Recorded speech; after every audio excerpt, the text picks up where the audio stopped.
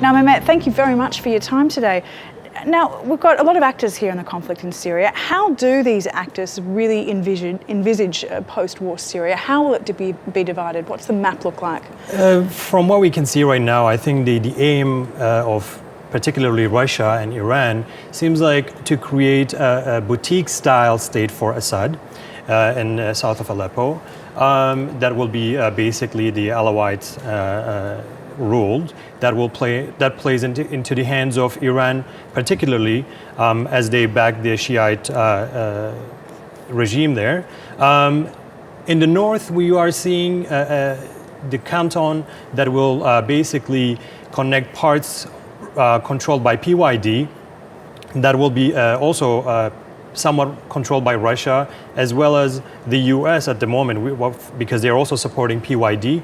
And I feel like the remaining Arab Sunnis will be squished between these two parts, which will also, I think, will lead to further instability in Syria. The division plays into the hands of further terrorist groups, because although PYD is taking parts from Daesh, they are not interested in the Arab parts. All they are interested in is to connect the dots basically in the northern Syria, south of Turkey's border, and isolate the Arab Sunnis.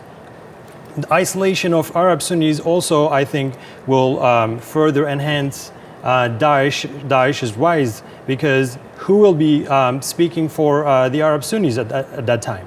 So, the divisions are becoming a little bit clearer at the moment, but I think it is not for stability. It further divides Syria, and it leads to further instability in Syria, and also for the Syrian people. Well, in that sense, Syria is becoming perhaps more divided, and so are NATO members. I mean, you've got the US and Turkey with two quite different priorities in terms of which terrors to fight in the war in Syria.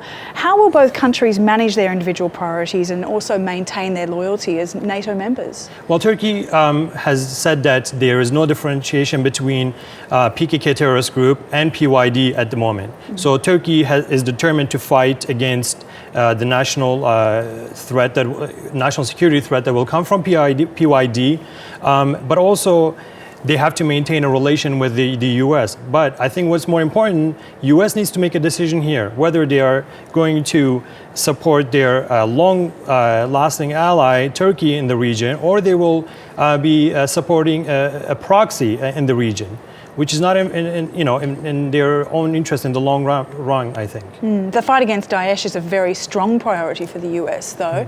So what other choice do they have within Syria? I think fight against Daesh needs to be clarified here. Al-Nusra is also fighting against Daesh here.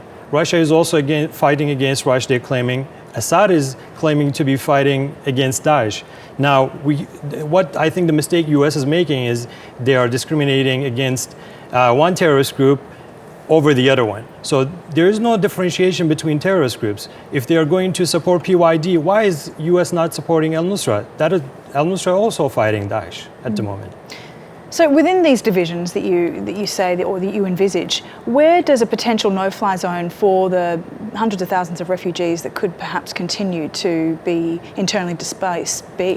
Where does that fit within this map? That fits in whether the US will all continue to support PYD in northern Syria, or whether they will actually play in favor of Turkey, establishing a Daesh-free and terrorist-free zone, basically. I'm not saying Daesh or PYD, a zone that will be free of terrorists in northern Syria, that will be solely for humanitarian purposes.